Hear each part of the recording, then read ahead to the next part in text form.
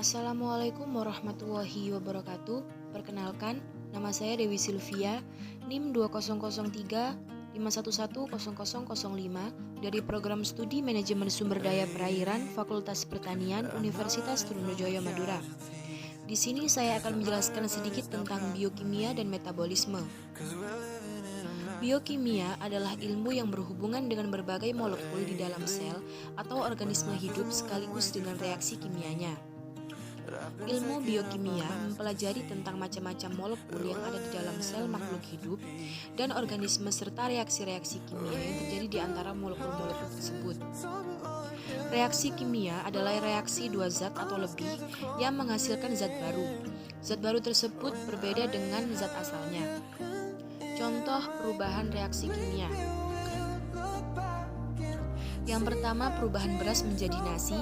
Yang kedua, perubahan amilo menjadi glukose. Yang ketiga, perubahan protein menjadi asam amino. Dan yang keempat, perubahan lemak menjadi asam lemak.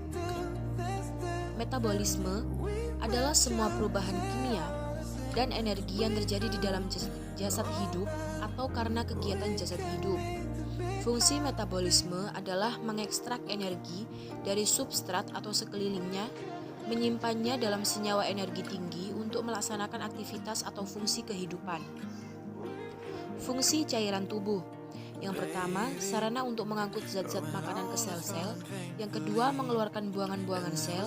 Yang ketiga, membantu dalam metabolisme sel. Yang keempat, sebagai pelarut untuk elektrolit dan non-elektrolit. Yang kelima, membantu memelihara suhu tubuh.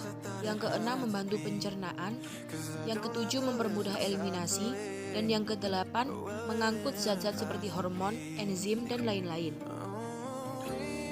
Cairan tubuh didistribusikan dua kompartemen utama, yaitu yang pertama cairan intraselular, yang kedua cairan ekstraselular. Kepentingan biologi air. Yang pertama menjaga suhu sistem, yang kedua melarut senyawa ionik maupun molekuler organik, yang ketiga sebagai reaksi biokimia. Proses pergerakan atau transport cairan tubuh.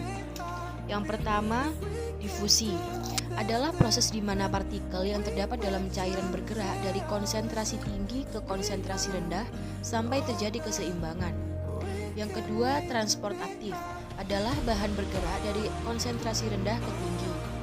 Dan yang ketiga, filtrasi atau penyaringan adalah merembesnya suatu cairan melalui selaput permeabel. Sekian dari saya, kurang lebihnya saya mohon maaf. Wassalamualaikum warahmatullahi wabarakatuh.